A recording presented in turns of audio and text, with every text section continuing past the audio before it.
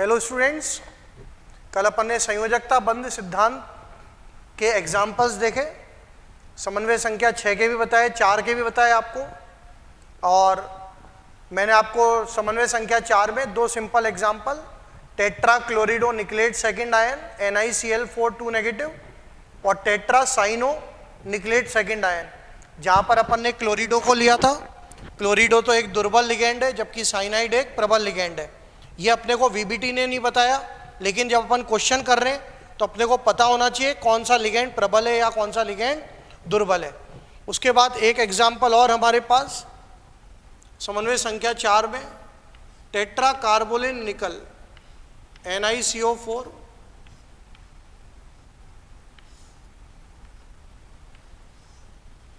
इसको अपन बोलते हैं टेट्रा कार्बोनिल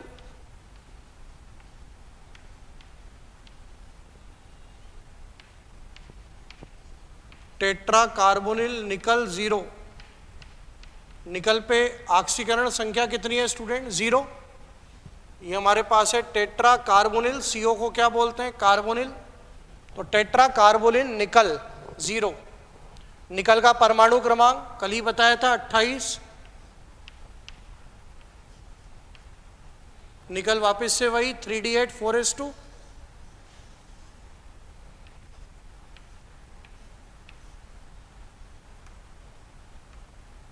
निकल हो गया 3D8 4s2।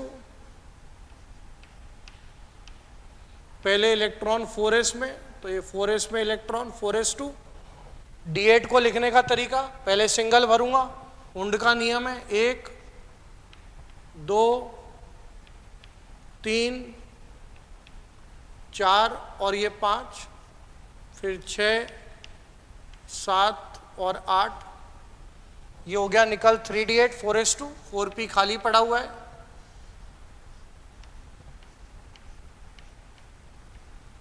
कार्बोनिल में दाता परमाणु, कार्बोनिल में दाता परमाणु हमारे पास कौन है? कार्बन। कार्बोनिल में दाता परमाणु कौन है? कार्बन। तो ये एक प्रबल लिगेंड हो गया, क्योंकि मेटल पे ऑक्सीकरण संख्या, क्योंकि मेटल पे ऑक्सीकरण संख्या हमारे पास क्या है? 0 है। और अगर 0 है, अब कार्बोनिल है, प्रबल लिगेंड है, तो पेयरिंग करेगा इलेक्ट्रॉन्स की। तो इस इलेक्ट्रॉन को इसके साथ पेयर कर देगा और S के दोनों इलेक्ट्रॉन अंदर जाके पेयर हो जाएंगे। S के दोनों इलेक्ट्रॉन अंदर जाकर पेयर हो जाएंगे। तो इसकी प्रकृति कैसी होगी? प्रतिचुंबकी। और इसमें ज्यामिति आएगी चतुष्फल की, और निकल के रेस्पेक्ट में संकरण क्या होगा? sp3। तो अपन बात करें तो NiCO4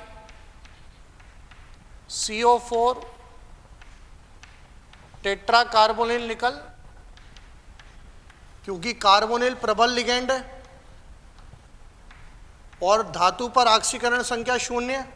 तो मैंने आपसे कह रखा है जब भी कार्बोनिल वाला हो तो मेटल पे ऑक्सीकरण संख्या 0 होगी। तो जो 4s के इलेक्ट्रॉन है वो अंदर D में आके युग्मित होंगे। किसमें? कार्बोनिल में। और अगर ऐसा होगा, कल मैंने हेक्सा कार्बोनिल क्रोमियम CrCO6 का भी एग्जाम्पल आपको बताया था। और यहाँ पर अगर अपन देखें तो हमारे पास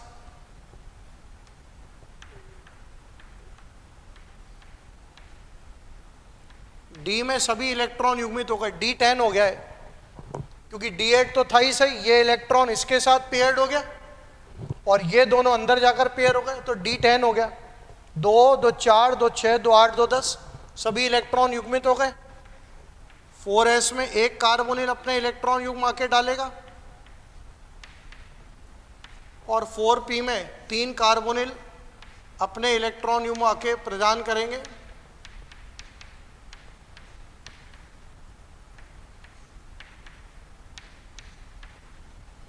हमारे पास संकरण क्या हो गया? sp3।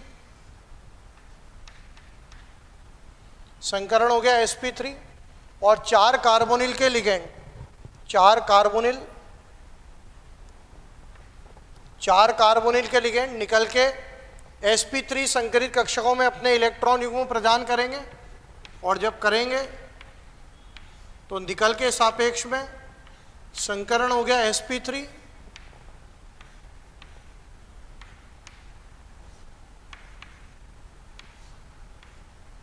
ज्यामिति हो गई चतुष्फल की, और चूंकि सभी 10 इलेक्ट्रॉन युग्मित हैं, पेयर्ड हैं, कोई भी अनपेयर्ड इलेक्ट्रॉन नहीं है, तो इसकी चुंबकीय प्रकृति या चुंबकीय व्यवहार कैसा हो जाएगा? प्रतिचुंबकीय।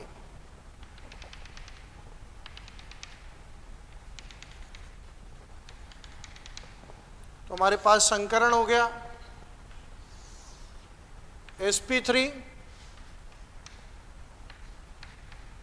ज्यामिति लिखने की जरूरत नहीं है चतुष्फल की, और चुंबकीय व्यवहार कैसा हो गया? सीधा लिख देता हूं, चुंबकीय व्यवहार प्रतिचुंबकीय।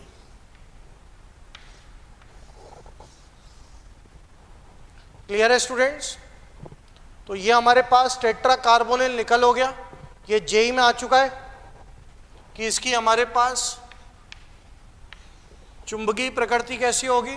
तो प्रतिचुंबकीय होगा, और अनपेयर्ड इलेक्ट्रॉन कितना होगा? 0। आज अपन अब बात, ये तो अपन ने NiCO4 तक बात करी, अब मैं संयोजकता बंध सिद्धांत से संबंधित कुछ महत्वपूर्ण बिंदु बताता हूं, कुछ सिंपल पॉइंट्स जिनसे अपने को क्वेश्चन करने में बड़ी आसानी रहेगी। पहले तो अपन समन्वय संख्या 6 के लिए बात करेंगे, फिर समन्वय संख्या 4 के लिए, और फिर समन्वय संख्या 5 के लिए। तो अपन कुछ इंपॉर्टेंट पॉइंट्स ले लें जिससे अपने को क्वेश्चंस करने में बड़ी सुविधा रहेगी, आसानी रहेगी। क्या पॉइंट्स हैं वो? तो अपन बोलते हैं संयोजकता बंध सिद्धांत से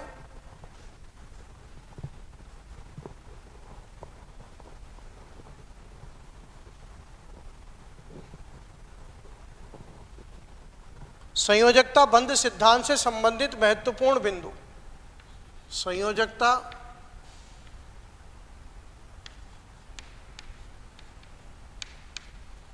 सिद्धांत से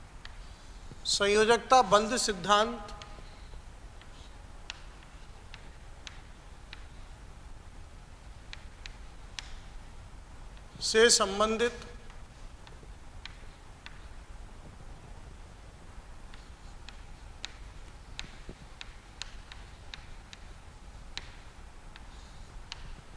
महत्वपूर्ण बिंदु।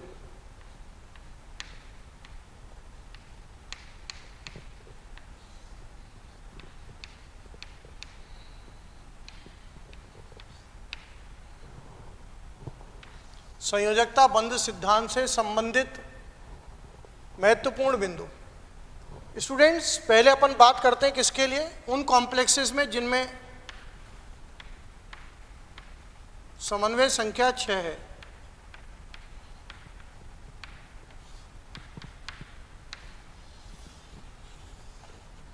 तो अपन बोलते हैं समन्वय संख्या में 6 के लिए पॉइंट नंबर 1 कि अगर हमारे पास संकुल है और संकुल में केंद्रीय धातु परमाणु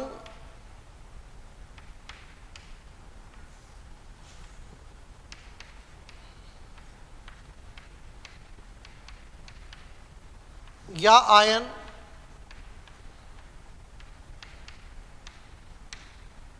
यदि 3D श्रेणी का हो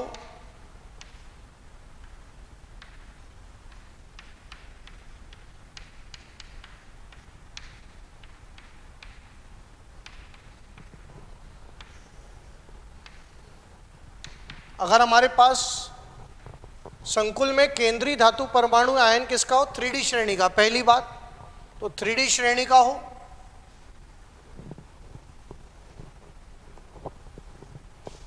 तो D1, D2, D3 विन्यास वाले संकुल,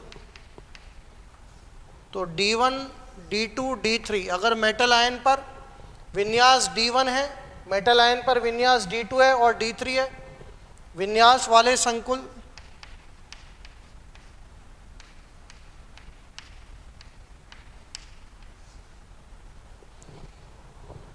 में संकरण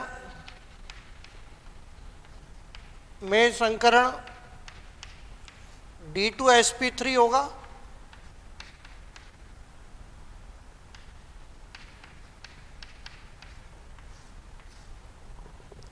मतलब यदि अगर केंद्रीय धातु परमाणु आयन किस में हो बेटा? 3D श्रेणी का हो पहली बात, और विन्यास केंद्रीय धातु परमाणु पर क्या हो, D1 D2 D3 वाले संकुल, तो संकरण हमेशा क्या होगा, ऑलवेज D2sp3। इसका मतलब क्या बनेंगे, D1 D2 D3 वाले हमेशा आंतरिक कक्षक संकुल बनाएंगे।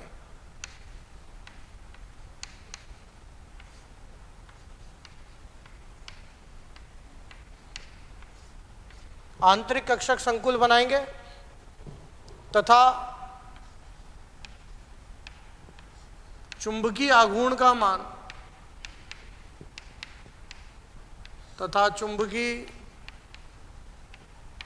आघूर्ण म्यू का मान क्रमशः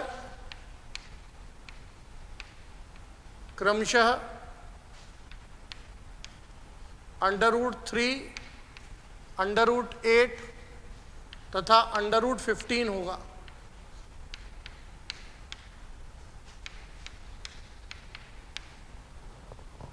√3 मतलब अगर D1 वाला है तो D1 वाले के लिए √3,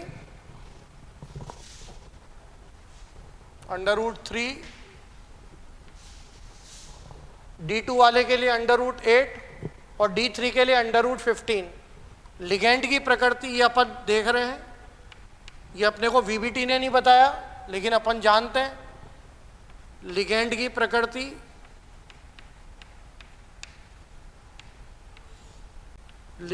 प्रकृति कैसी भी हो,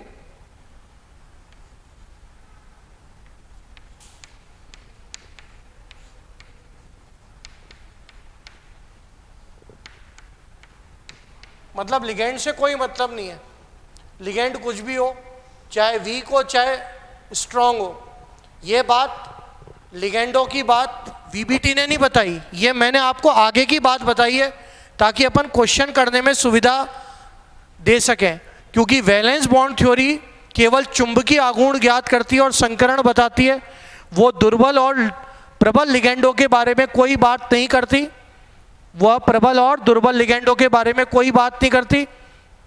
ये तो अपन क्वेश्चन करने के लिए आगे एक श्रेणी पढ़ेंगे क्रिस्टल फील्ड सिद्धांत में, कल भी बताया था, जिसको स्पेक्ट्रो रासायनिक श्रेणी बोलते हैं।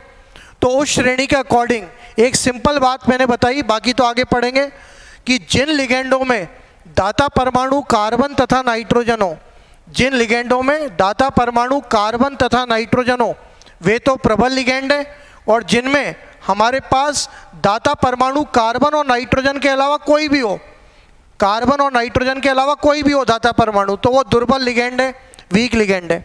तो अगर D1 D2 D3 वाले हैं तो अगर हमारे पास अष्टफल की संकुल है, क्योंकि समन्वय संख्या 6 के लिए बात कर रहे हैं, तो समन्वय संख्या 6 हो, D1 D2 D3 हो और मेटल आयन किस सीरीज का हो, 3D श्रेणी का, तो D1 D2 D3 संकरण हमेशा D2sp3 होगा। इनर ऑर्बिटल कॉम्प्लेक्स आंतरिक कक्षक संकुल बनेगा, तीनों के तीनों अनुचुंबकीय होंगे, पैरामैग्नेटिक होंगे। D1 के लिए एक अयुग्मित इलेक्ट्रॉन, तो चुंबकीय आघूर्ण का मान √3। D2 है विन्यास वाला संकुल, तो उसके लिए 2 अनपेयर्ड इलेक्ट्रॉन, तो चुंबकीय आघूर्ण √8, और D3 के लिए 3 अयुग्मित इलेक्ट्रॉन, तो चुंबकीय आघूर्ण का मान हो गया हमारे पास √15। क्लियर है? जैसे एग्जाम्पल देता हूं आपको,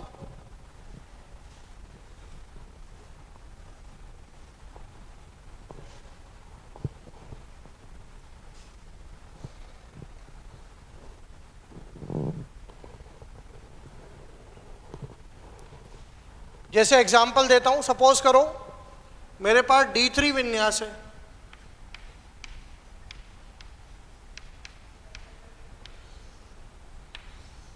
अब अगर मेरे पास D3 विन्यास है तो मैं कॉम्प्लेक्स चाहे CrH2O6 3 ले लूं, H2O6 3 पॉजिटिव, या मैं कॉम्प्लेक्स ले लूं CrNH3 3 पॉजिटिव।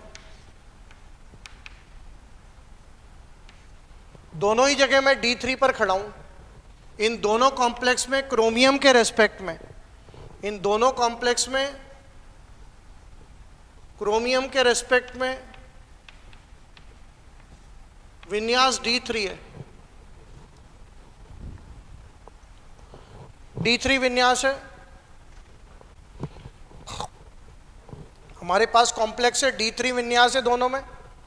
क्रोमियम का परमाणु क्रमांक बताओ स्टूडेंट्स, चॉइस। क्रोमियम होता है 3d5 4s1, क्रोमियम है 3d5 1 2 3 4 और 5, क्रोमियम है 3d5 4s1।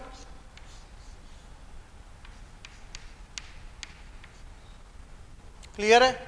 दोनों ही संकुलों में क्रोमियम पे ऑक्सीकरण संख्या +3, क्योंकि वाटर भी उदासीन है और अमोनिया भी उदासीन है, तो दोनों में क्रोमियम पे ऑक्सीकरण संख्या +3।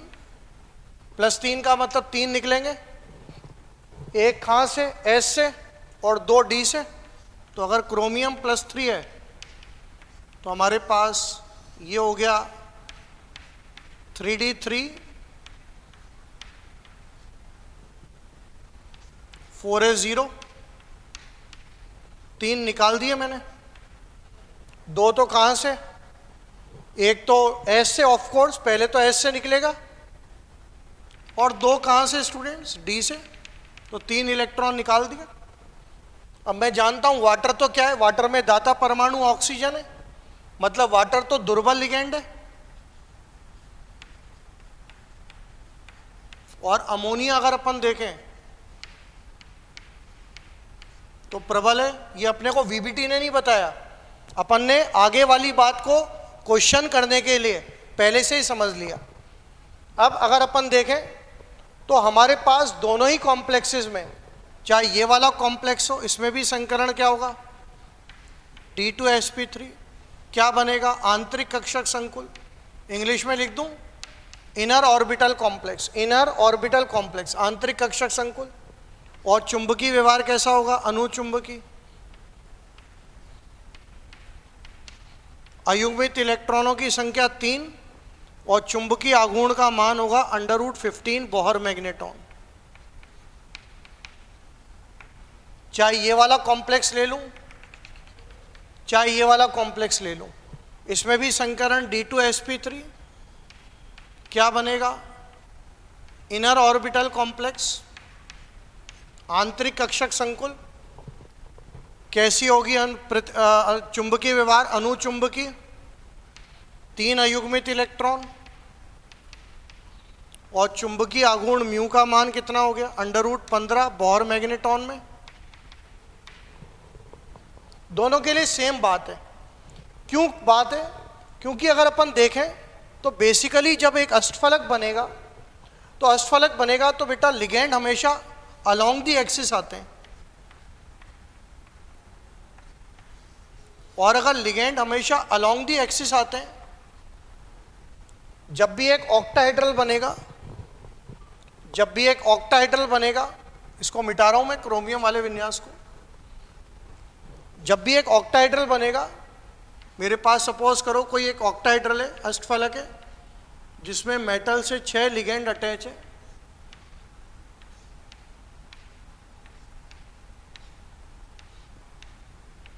जिसमें मेटल से 6 लिगेंड अटैच है, तो अष्टफलक बनेगा तो लिगेंड हमेशा मेटल से अटैक करने या मेटल से जुड़ने अलोंग दी एक्सिस आएगा। अलोंग दी एक्सिस आएगा मतलब अगर अपन इसको एक्स एक्सिस मान लें, इसको अगर अपन एक्स एक्सिस मान लेते हैं, इसको अगर अपन वाई एक्सिस मान लेते हैं, और इसको अगर अपन जेड एक्सिस मान लेते हैं,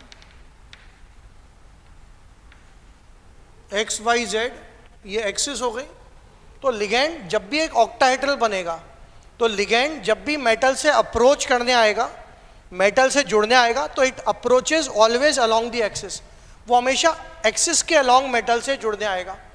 अब अगर अपन देखें तो ऑक्टाहेड्रल में जो 2 d ऑर्बिटल भाग लेते हैं, वो लेते हैं dx²y²,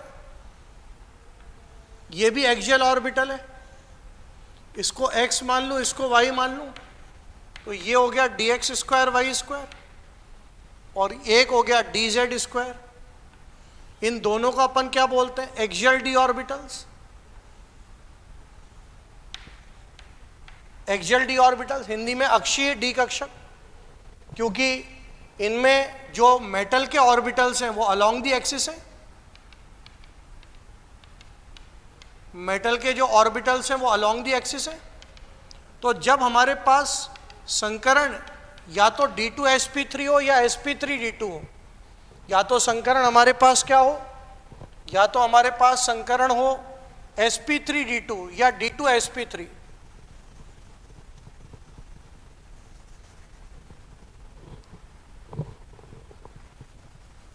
या तो हमारे पास संकरण हो sp3d2 या हमारे पास संकरण हो D2sp3। तो चाहे ये दो डी ऑर्बिटल हो, चाहे अंदर वाले दो डी ऑर्बिटल हो, ये हमेशा जो डी ऑर्बिटल भाग लेंगे वो हमेशा कौन से ऑर्बिटल होंगे? dx² y² और dz²। ये दोनों भाग लेंगे किसके फॉर्मेशन में? अष्टफलक के निर्माण में, ऑक्टाहेड्रल के फॉर्मेशन में। इसका मतलब अगर अपन देखें तो क्रोमियम में +3 है, तो क्रोमियम में ये जो 3 इलेक्ट्रॉन है ना बेटा, ये 3 इलेक्ट्रॉन किसमें? निरक्षीय डी कक्षक में, जिनसे कोई मतलब नहीं है। निरक्षीय कौन कौन? dxy, yz और zx। तो ये हमारे पास कौन हो गए? निरक्षीय डी कक्षक। ये हो गए बेटा dxy, dyz और dzx। इनमें अगर अपन देखें तो जो ऑर्बिटल्स हैं मेटल के वो अलोंग दी एक्सिस नहीं है, तो इनसे अपना कोई लेना देना नहीं है। अब इनसे कोई लेना देना नहीं है तो हमारे पास अंदर वाले दो डी ऑर्बिटल यूज हो जाएंगे, और अगर अंदर वाले दो डी ऑर्बिटल यूज हो जाएंगे तो चाहे D1 विन्यास हो, D2 विन्यास हो, D3 विन्यास हो, D1 विन्यास हो, D2 विन्यास हो, D3 विन्यास हो, तो D1 में तो 1 इलेक्ट्रॉन होगा, D2 में 2, D3 में 3, और वो तीनों इलेक्ट्रॉन किस में रहेंगे? निरक्षीय डी कक्षकों में। निरक्षीय मतलब dxy, yz और zx, जिनका अष्टफलक के निर्माण में जिनका अष्टफलक के निर्माण में कोई भी रोल नहीं होता। क्योंकि जब भी एक ऑक्टाहेड्रल बनेगा, ligand approaches the metal atom along the axis. जब भी लिगेंड आएगा अष्टफलक के निर्माण में तो वो हमेशा अलोंग द एक्सिस आएगा, और अलोंग द एक्सिस आएगा तो जो दो डी ऑर्बिटल ऑक्टाहेड्रल के फॉर्मेशन में भाग लेंगे वो कौन कौन है? एक तो dx² y² और एक dz²। तो इसका मतलब यहां पर हमारे पास क्रोमियम +3 है, तो क्रोमियम +3 D3 विन्यास है। D3 विन्यास है तो वो जो तीनों अयुग्मित इलेक्ट्रॉन है वो निरक्षीय डी कक्षक में, dxy में, yz में और zx में। अब चाहे लिगेंड प्रबल आए चाहे दुर्बल आए, उससे कोई मतलब नहीं है। जो ऑर्बिटल यूज होंगे वो कौन से वाले होंगे? अंदर वाले होंगे, और अंदर वाले होंगे तो संकरण सदैव क्या होगा? D2sp3, और हमेशा क्या बनेगा? Inner orbital complex. अगर D1 वाला विन्यास है, तो 1 अयुग्मित इलेक्ट्रॉन, अगर D2 वाला विन्यास है तो 2 अयुग्मित इलेक्ट्रॉन, और अगर D3 वाला है जैसा क्रोमियम +3 तो अनपेयर्ड इलेक्ट्रॉन 3। तो वाटर और अमोनिया लिगेंड की प्रकृति से कोई मतलब नहीं है, चाहे लिगेंड दुर्बल हो चाहे लिगेंड प्रबल हो, हमेशा D1, D2, D3 विन्यास वाले ये। लेकिन इंपॉर्टेंट है कि मेटल आयन किसका होना चाहिए? 3D श्रेणी का। तो हमारे पास हमेशा संकरण होगा D2sp3, बनेगा इनर ऑर्बिटल कॉम्प्लेक्स, और हमेशा जो चुंबकीय व्यवहार होगा वो अनुचुंबकीय होगा। लिगेंड की प्रकृति से कोई मतलब नहीं है, चाहे प्रबल हो चाहे दुर्बल हो। तो चाहे हमारे पास अमोनिया है चाहे हमारे पास वाटर आए, हमेशा जो डी ऑर्बिटल यूज होंगे वो दोनों डी ऑर्बिटल अंदर वाले होंगे, और कौन से यूज होंगे? dx² y² और dz² वाले यूज होंगे। क्लियर है आपको? तो यहां पर अगर अपन देखें तो इन दोनों कॉम्प्लेक्स में, चाहे क्रोमियम का वाटर के साथ कॉम्प्लेक्स हो चाहे क्रोमियम का अमोनिया के साथ कॉम्प्लेक्स हो, दोनों में संकरण D2sp3, दोनों ही इनर ऑर्बिटल कॉम्प्लेक्स बनाएंगे। हाँ जनाब, दोनों में अनुचुंबकीय प्रकृति, दोनों में अयुग्मित इलेक्ट्रॉनों की संख्या 3, और अयुग्मित इलेक्ट्रॉन 3 है तो μ = √n n + 2, n अयुग्मित इलेक्ट्रॉनों की संख्या, तो तो दोनों में चुंबकीय आघूर्ण का मान कितना आ जाएगा, √15। तो पहला पॉइंट ये कहता है, अभी अपन बात कर रहे हैं समन्वय संख्या 6 के लिए। तो समन्वय संख्या 6 में पहली बात करी अपन ने कि अगर संकुल में जो भी गिवन कॉम्प्लेक्स है उसमें केंद्रीय धातु परमाणु या आयन, पहली बात वो 3D श्रेणी का हो। 3D श्रेणी मतलब scandium, titanium, vanadium, chromium, manganese, iron, cobalt, निकल, कॉपर, जिंक, 3D श्रेणी का हो। और केंद्रीय धातु परमाणु का विन्यास D1 हो, D2 हो, D3 हो। तो लिगेंड की प्रकृति कुछ भी हो, चाहे प्रबल हो चाहे दुर्बल हो, हमेशा संकरण होगा। D2sp3 बनेगा आंतरिक कक्षक संकुल, इनर ऑर्बिटल कॉम्प्लेक्स, और प्रकृति सदैव अनुचुंबकीय होगी। D1 वाले में एक अयुग्मित इलेक्ट्रॉन तो चुंबकीय आघूर्ण √3। अगर D में 2 इलेक्ट्रॉन है तो D2 में 2 अयुग्मित इलेक्ट्रॉन है तो चुंबकीय आघूर्ण √8। और अगर D3 में 3 अयुग्मित इलेक्ट्रॉन है तो चुंबकीय आघूर्ण √15। लिगेंड से कोई लेना देना नहीं है, चाहे प्रबल हो चाहे दुर्बल। तो पहली बात अपन ने देख ली, अगर हमारे पास ऑक्टाहेड्रल कॉम्प्लेक्स है, अष्टफलकीय संकुल है, तो D1, D2, D3 विन्यास वाले जो यौगिक हैं उनमें हमेशा संकरण D2sp3 आंतरिक कक्षक संकुल और उनकी चुंबकीय प्रकृति सदैव अनुचुंबकीय। पहला पॉइंट हो गया। अब सेकंड पॉइंट की बात करते हैं अपन।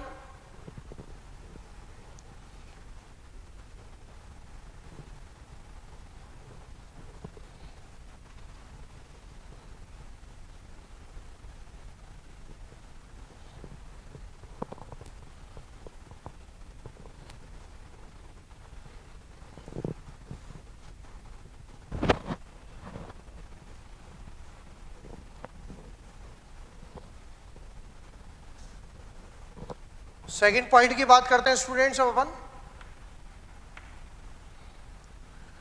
सेकंड पॉइंट है, अगर संकुल में हमारे पास, वापस से संकुल में बताने की जरूरत नहीं है, अब बोल ये रहा हूं कि केंद्रीय धातु परमाणु कौन सी श्रेणी का हो, सीधा लिख देता हूं, केंद्रीय धातु परमाणु 3D श्रेणी का हो, और विन्यास हमारे पास D8, D9 और D10 हो।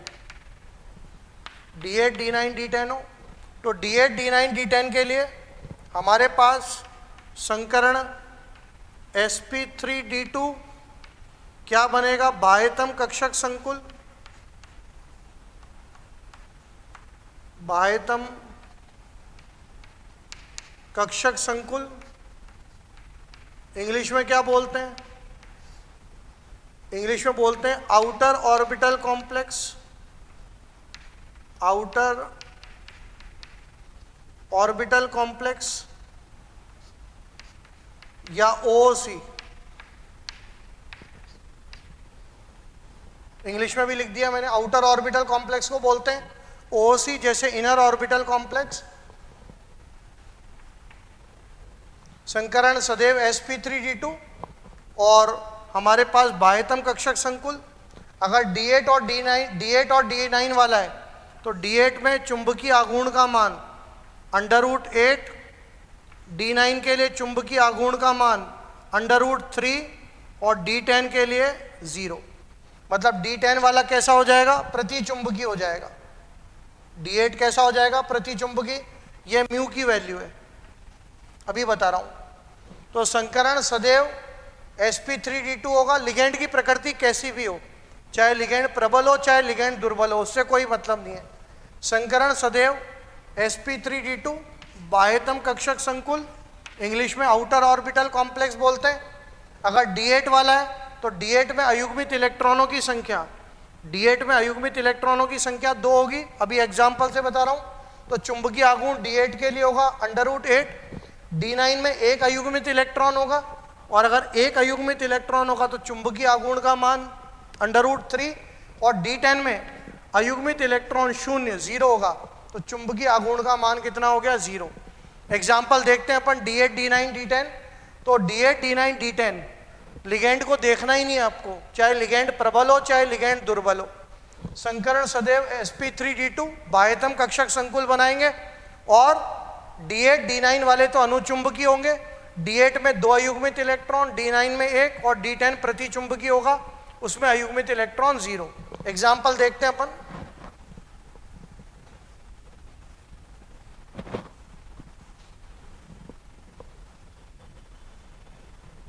एग्जाम्पल देखते हैं अपन। मेरे पास है NiH2O6 2 पॉजिटिव निकल का कॉम्प्लेक्स है, हेक्सा एक्वा निकल +2 आयन, या मेरे पास निकल का कॉम्प्लेक्स है NiNH3 6 2 पॉजिटिव, दोनों निकल के कॉम्प्लेक्स है। एक में मैंने वीक लिगेंड लिया क्योंकि वाटर वीक लिगेंड है, दुर्बल है, और अमोनिया स्ट्रांग है, लेकिन दोनों ही जगह मैं कौन से विन्यास पे खड़ा हूं? दोनों ही जगह मैं D8 विन्यास पे खड़ा हूं।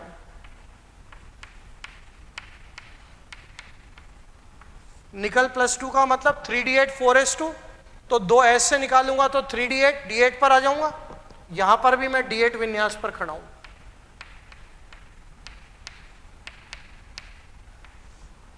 मैं D8 विन्यास पर कहीं पर भी खड़ा रहूं, चाहे दुर्बल पे खड़ा रहूं चाहे प्रबल पे, संकरण सदैव दोनों विन्यास में क्या होगा? sp3d2। क्या बनेगा? Outer orbital complex. हमेशा चुंबकीय प्रकृति कैसी रहेगी? अनुचुंबकी। अयुग्मित इलेक्ट्रॉनों की संख्या इसमें भी 2 होगी और इसमें भी 2 होगी, और अगर अयुग्मित इलेक्ट्रॉन 2 हैं तो चुंबकीय आघूर्ण का मान हो जाएगा √8 बोहर मैग्नेटॉन। यही बात इस कॉम्प्लेक्स के लिए हो जाएगी। इसमें भी संकरण वही sp3d2, outer orbital complex sp3d2 outer orbital complex अनुचुंबकी,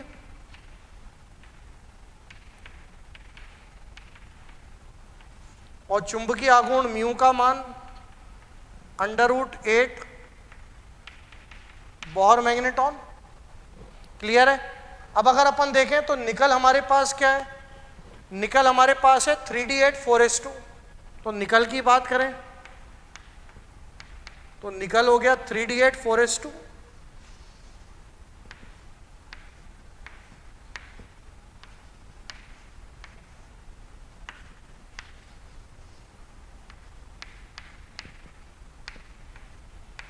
पहले इलेक्ट्रॉन 4s में बढ़ दिया। D8 को कैसे लिखूंगा? पहले अयुग्मित इलेक्ट्रॉन फिर पेयरिंग, तो 1 2 3 4 5 6 7 और 8, ये हो गया निकल 3D8 4s2। 4p खाली पड़ा हुआ है और 4d खाली पड़ा हुआ है।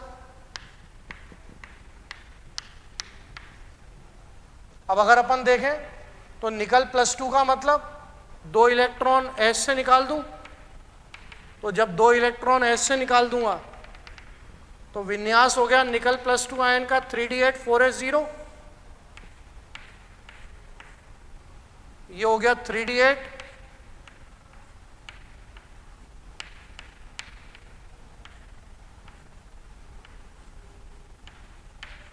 3D8 4s0,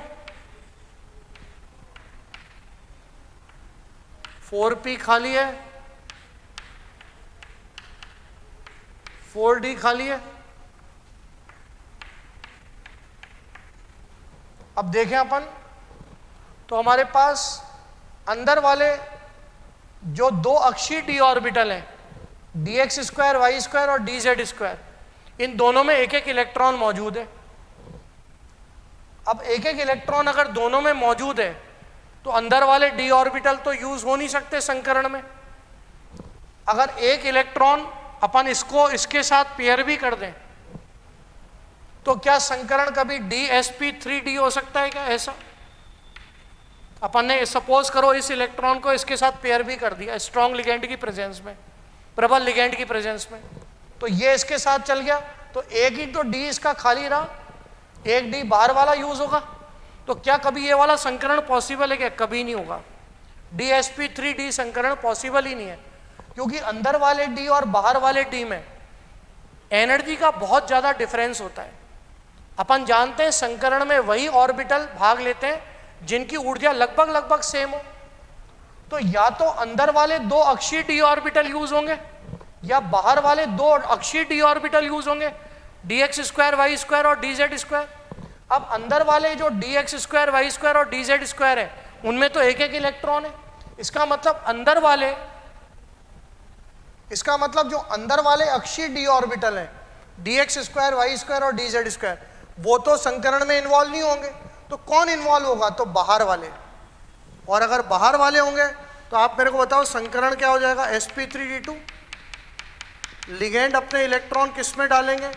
एक 4s में, 3 4p में, ये जो क्रॉस है लिगेंड के इलेक्ट्रॉन्स हैं, और 2 4d में। तो संकरण सदैव क्या होगा? sp3d2। क्या बनेगा सदैव? बाह्यतम कक्षक संकुल। और इन दो अयुग्मित इलेक्ट्रॉनों के कारण,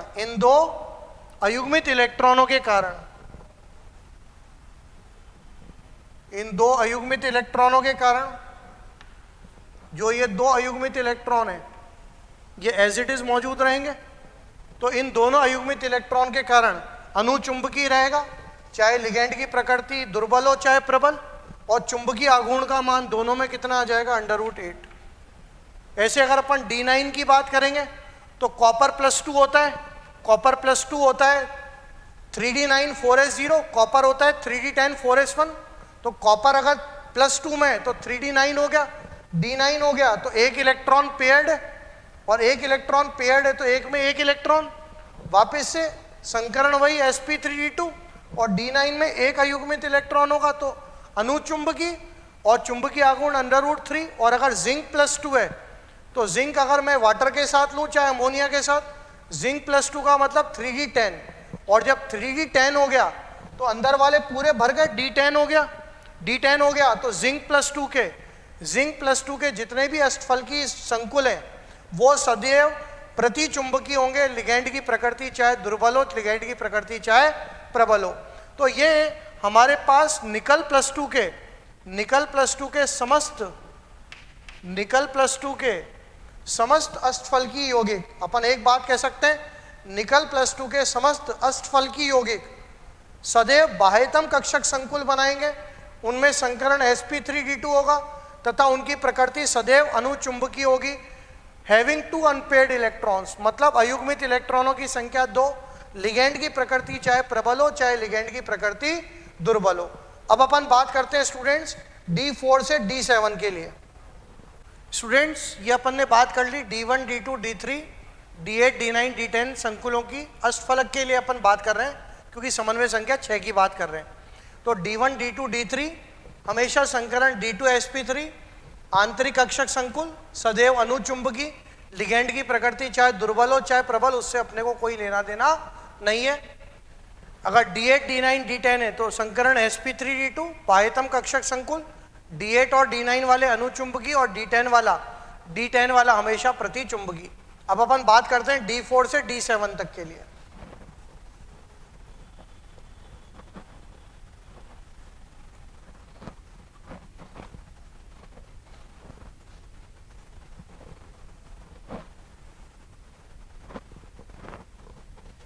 अब अगर अपन D4 से D7 तक के लिए बात करें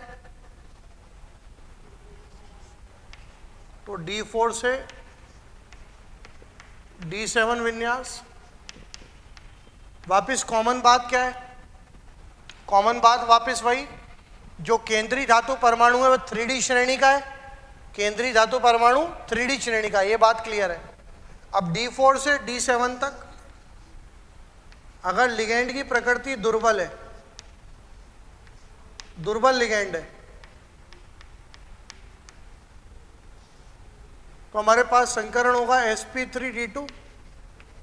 क्या बनेगा? बाह्यतम कक्षक संकुल, इंग्लिश में लिख रहा हूं मैं, आउटर ऑर्बिटल कॉम्प्लेक्स sp3d2, और चुंबकीय प्रकृति सदैव अनुचुंबकीय होगी, चुंबकीय प्रकृति सदैव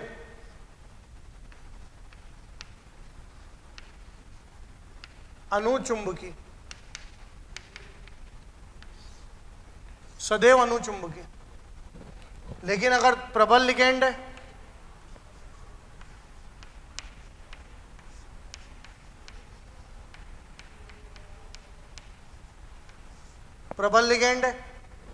तो संकरण D2 sp3 आंतरिक कक्षक संकुल, इनर ऑर्बिटल कॉम्प्लेक्स। चुंबकीय प्रकृति, चुंबकीय प्रकृति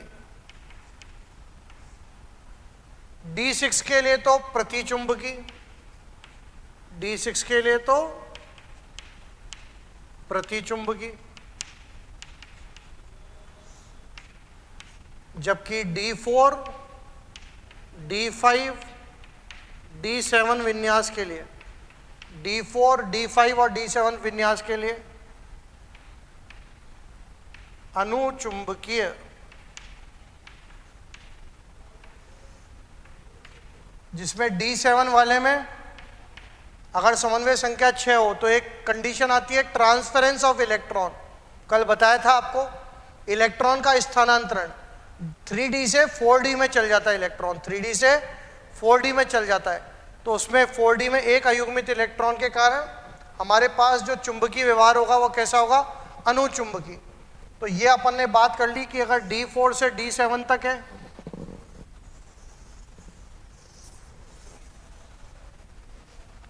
D4 से D7 तक है, दुर्बल लिगेंड है, तो sp3d2 आउटर ऑर्बिटल कॉम्प्लेक्स, चुंबकीय व्यवहार सदैव अनुचुंबकी, सदैव अनुचुंबकी, कोई लफड़ा ही नहीं है दुर्बल में। तो क्यों, दुर्बल तो कभी भी इलेक्ट्रॉन का युग्मन करेंगे ही नहीं, और करेंगे नहीं तो मैग्नेटिक नेचर सदैव कैसा होगा, अनुचुंबकी। लेकिन अगर लिगेंडों का नेचर कैसा है, प्रबल लिगेंड है, तो संकरण सदैव होगा D2sp3, बनेगा इनर ऑर्बिटल कॉम्प्लेक्स, आंतरिक कक्षक संकुल, OC का मतलब आउटर ऑर्बिटल कॉम्प्लेक्स, बाह्यतम कक्षक संकुल। चुंबकीय प्रकृति अगर D6 विन्यास है तो प्रतिचुंबकी, लेकिन अगर D4, D5 और D7 विन्यास है तो उनकी प्रकृति कैसी होगी, अनुचुंबकी। एग्जाम्पल देखते हैं अपन।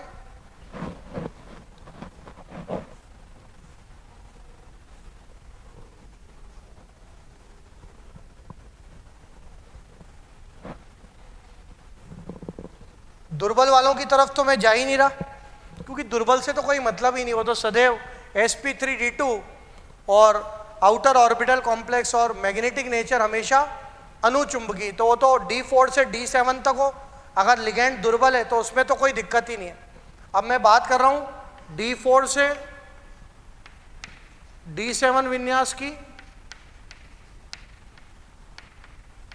किसकी प्रेजेंस में, अगर लिगेंड हमारे पास प्रबल हो तो।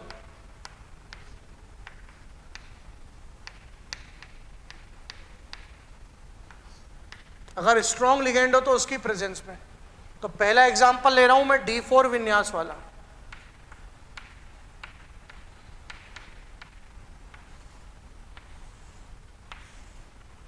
D4 विन्यास वाला एग्जांपल, उदाहरण MnCN6 3 negative hexacyano manganate third ion, hexacyano manganate third ion या हेक्सासाइनिडो मैंगनेट थर्ड आयन। मैंगनीज परमाणु क्रमांक 25, मैंगनीज होता है 3d5 4s2,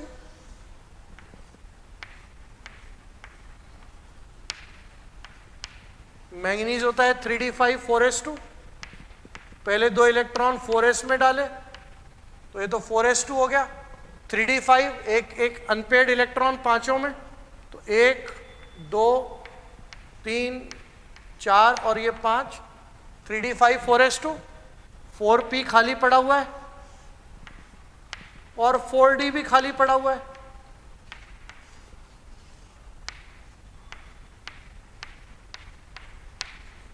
फोर डी भी खाली पड़ा हुआ है। अब तीन इलेक्ट्रॉन निकलेंगे, बताने की जरूरत नहीं है, दो तो कहां से, दो तो हमेशा 4s से और एक कौन सा वाला, D से। तो जब 3 निकल गए तो मैं D4 विन्यास पर आ गया, नहीं आ गया, तो मैं आ गया Mn+3। Mn+3 का मतलब हो गया D4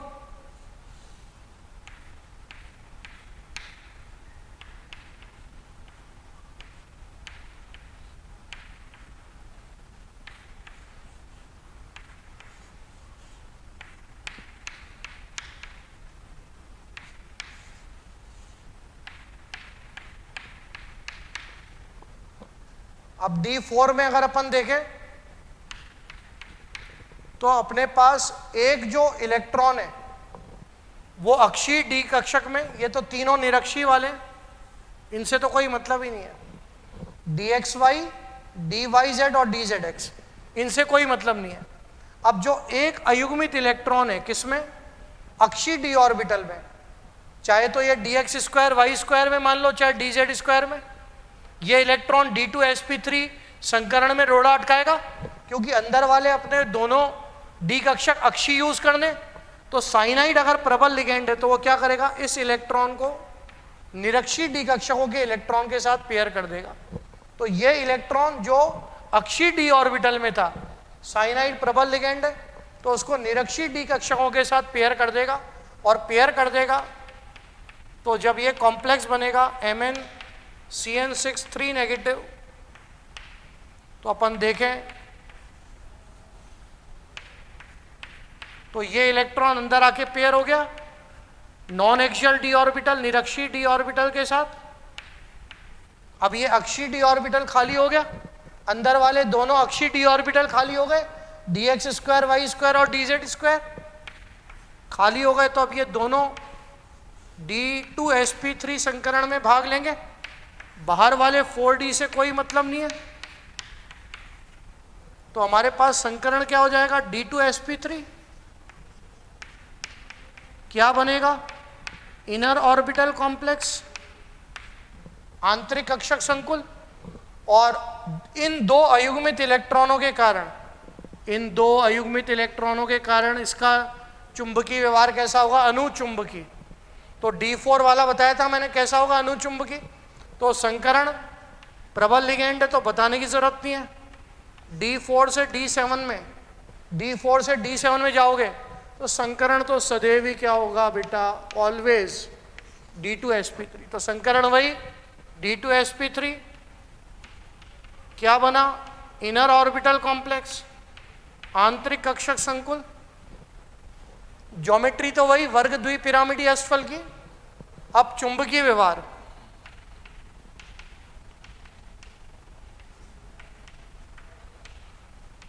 चुंबकीय व्यवहार कैसा होगा इसका, अनुचुंबकीय।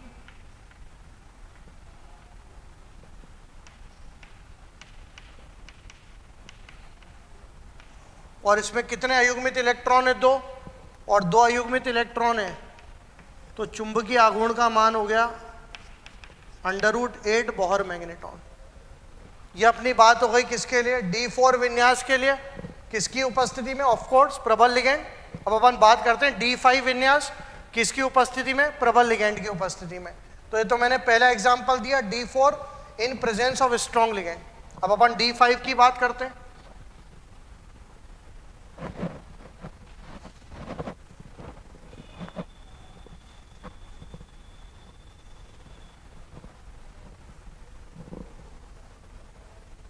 अब अपन D5 की बात करते हैं।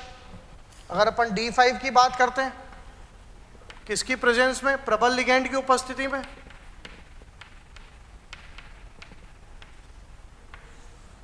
एग्जाम्पल कौन सा ले लूं, FeCN6 3 negative, hexacyanoferrate third ion,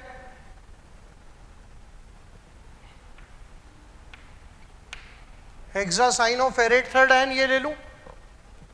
iron का परमाणु क्रमांक 26, आयरन होता है 3d6 4s2।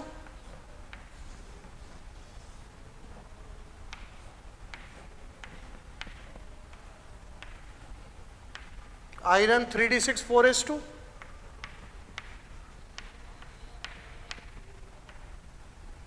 D6 को लिखने का तरीका समझ गए होंगे अब तो, पहले अयुग्मित फिर पेयर ही करूंगा, 1 2 3 4 5 और ये 6, ये 3d6 4s2, 4p खाली पड़ा है,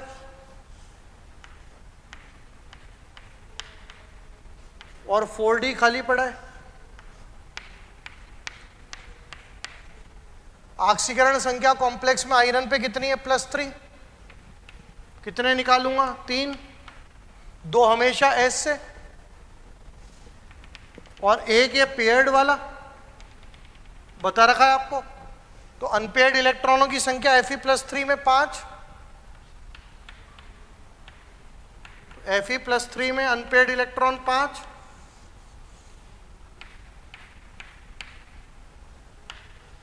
एक, 2, 3, 4 और ये 5, 4s खाली हो गया, 4p खाली हो गया, 4d से कोई मतलब ही नहीं है क्योंकि अपने को तो आंतरिक कक्षक संकुल बनाना है। अब प्रबल लिगेंड है, अब प्रबल लिगेंड है तो वो कौन से इलेक्ट्रॉनों को युग्मित करेगा?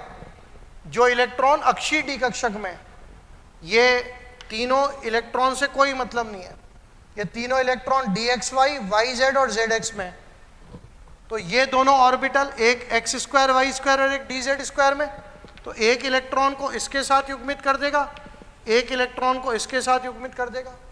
मतलब जो अक्षीय डी कक्षक में ये दो इलेक्ट्रॉन अंदर जाकर पेयर हो गए, और पेयर हो गए तो एक अनपेयर्ड इलेक्ट्रॉन बचेगा केवल, तो हमारे पास ये हो गया FeCN6 3 नेगेटिव और 3 नेगेटिव हो गया, तो हमारे पास देखें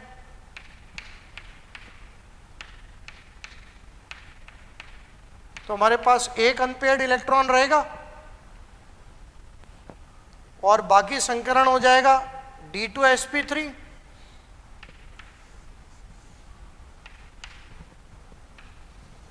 D2sp3 क्या बनेगा? आंतरिक कक्षक संकुल, और इस एक अयुग्मित इलेक्ट्रॉन के कारण चुंबकीय व्यवहार कैसा हो जाएगा? अनुचुंबकीय। तो संकरण वापस से वही D2sp3 क्या बनेगा बेटा? आंतरिक कक्षक संकुल, इनर ऑर्बिटल कॉम्प्लेक्स, और मैग्नेटिक नेचर, चुंबकीय प्रकृति अनुचुंबकीय, क्योंकि एक अयुग्मित इलेक्ट्रॉन है तो चुंबकीय आघूर्ण का मान √3 बोहर मैग्नेटॉन।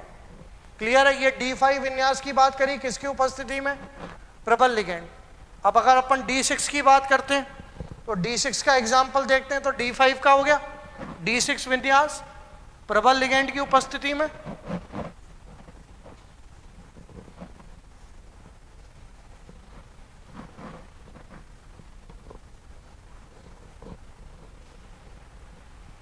D6 विन्यास प्रबल लिगेंड की उपस्थिति में, D6 विन्यास बताने की जरूरत नहीं है, साइड में लिखे रखा है, ये सब अपन प्रबल लिगेंड की उपस्थिति में पढ़ रहे हैं। एग्जाम्पल CO NH3 के साथ ले लूं, या तो ये कॉम्प्लेक्स ले लूं CO NH3 6 3+, या ये एग्जाम्पल ले लूं CO साइनाइड भी प्रबल है CN6 3 नेगेटिव, कोई सा भी ले लूं। अमोनिया में डोनर एटम, दाता परमाणु नाइट्रोजन है, साइनाइड में कार्बन है, दोनों ही प्रबल लिगेंड है। मैं दोनों ही जगह D6 पे खड़ा हूं। कोबाल्ट होता है 3d7 4s2, कोबाल्ट होता है 3d7 4s2,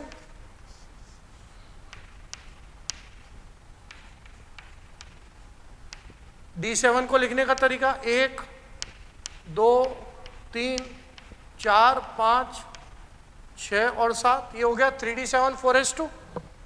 4p खाली पड़ा है, 4d खाली पड़ा है, 4d से कोई लेना देना नहीं है तो अब बना भी नहीं रहा मैं उसको। अब अगर अपन देखें तो यहां पर कोबाल्ट पे ऑक्सीकरण संख्या +3, 2 तो S से निकल गए और एक पेयर्ड वाला निकल गया, एक पेयर्ड वाला निकल गया, तो कोबाल्ट +3 क्या हो गया? 3d6, कोबाल्ट +3 हो गया 3d6 4s0, 4p खाली पड़ा है। अब हमारे पास क्या है? ये दो इलेक्ट्रॉन जो अक्षीय डी ऑर्बिटल में dx² y² और dz², ये दोनों निरक्षीय डी ऑर्बिटल के साथ जाकर पेयर हो जाएंगे अंदर जाके, और जब हो गए तो यहां पर सभी इलेक्ट्रॉन पेयर्ड हो गए। पेयर्ड हो गए तो संकरण वापस से D2sp3 आंतरिक कक्षक संकुल, लेकिन अयुग्मित इलेक्ट्रॉन की संख्या 0। तो D6 वाले की नेचर कैसी हो जाएगी? प्रतिचुंबकी। हमारे पास प्रबल लिगेंड क्षेत्र में, या अगर लिगेंड की प्रकृति कैसी हो? प्रबल, तो अपन चाहे बात कर लें अमोनिया की, चाहे साइनाइड की, कोई सा भी एग्जाम्पल ले लें, साइनाइड ले लें, अमोनिया ले लें, दोनों कॉम्प्लेक्स में हमारे पास संकरण D2sp3, इनर ऑर्बिटल कॉम्प्लेक्स और मैग्नेटिक नेचर प्रतिचुंबकीय, चुंबकीय प्रकृति। तो संकरण D2sp3, IOC मतलब इनर ऑर्बिटल कॉम्प्लेक्स, और चुंबकीय प्रकृति प्रतिचुंबकीय।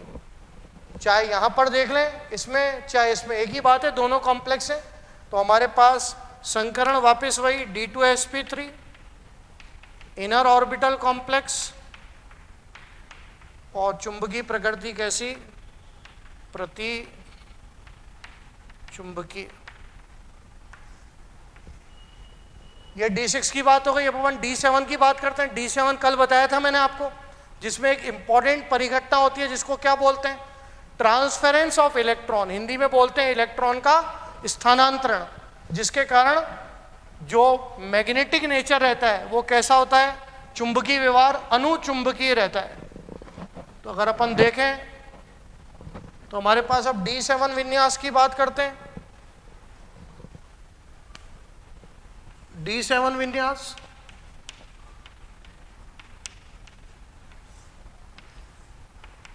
प्रबल लिगेंड क्षेत्र में एग्जाम्पल ले लूं, CO CN6 4 नेगेटिव, कोबाल्ट किस में, +2 में है, नहीं है, सीधा निकाल लोगे अब तो ऑक्सीकरण संख्या। कोबाल्ट +2 सीधा लिख दूं, कोबाल्ट +2 को, कोबाल्ट +2 हो गया 3D7 4s0, कोबाल्ट सीधा लिख देता हूं 3D7 4s0, 4p खाली पड़ा हुआ है, 4d खाली पड़ा हुआ है। ये मैंने आपको कल ही बताया था इंपॉर्टेंट एग्जाम्पल में। D7 का मतलब 1 2 3 4 5 6 और 7। अब अगर अपन देखें तो स्ट्रॉन्ग लिगेंड है, स्ट्रॉन्ग लिगेंड है तो क्या होगा, जो अक्षीय डी कक्षक में, अक्षीय डी कक्षक में एक इलेक्ट्रॉन है वो तो निरक्षीय डी कक्षक के साथ आके पेयर हो गया। तो निरक्षीय में तो DXY YZ और ZX में 6 इलेक्ट्रॉन हो गए, और एक इलेक्ट्रॉन जो D2sp3 संकरण में रोड़ा अटकाएगा, ये आगे एक ट्रांसफर हो जाएगा।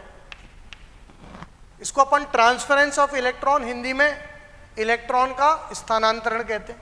और जब कहेंगे तो एक इलेक्ट्रॉन तो पेयर हो गया, ये D7 विन्यास में होता है, अष्टफलकीय संकुल में। D7 विन्यास में अष्टफलकीय संकुल, समन्वय संख्या 6 किस लिगेंड क्षेत्र की प्रेजेंस में, प्रबल लिगेंड क्षेत्र की प्रेजेंस में। तो यहां पर अगर अपन देखें एक इलेक्ट्रॉन तो आगे पेयर्ड हो गया इसके साथ,